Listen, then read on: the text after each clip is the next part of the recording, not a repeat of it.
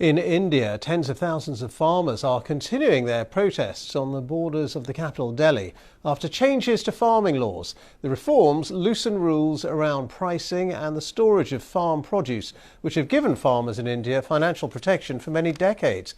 Monica Plaha has this report.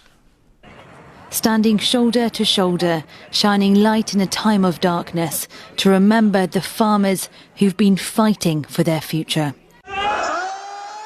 Since November, they've been protesting against new agriculture laws in India. And thousands of miles away in Yorkshire, Harleen is worried for her uncle and cousins who are amongst the crowds. I am the daughter of a farmer. I'm the granddaughter of a farmer. How did my dad come to this country? He farmed on the land himself in order to be able to even simply buy the ticket to come over to this country. So anything that I have to this day, due to the fact that our family comes from farmers. Farmers say the new laws will benefit the private sector and destroy livelihoods. As the crowds have grown, so has the police presence and violence.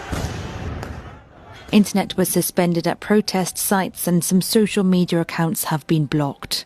Not only is that your community, there's been videos and images of people who are being literally beaten down to the ground, because it's not only a farming issue now, it's also a human rights issue.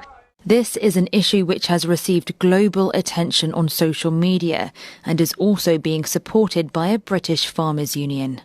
I see farmers in India as standing up for rights and security that in the UK we've already lost. I find their attempts to resist these changes really inspiring for my work and the work of the Land Workers Alliance and people around me in returning that food security to local communities. It's being reported that a number of protesters are missing and some journalists and activists have been detained. Tensions for loved ones are running high.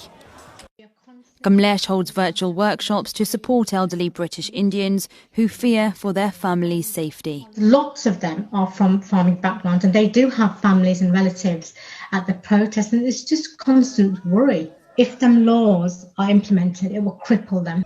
The Indian government say for farming to have a future, the industry needs to be reformed.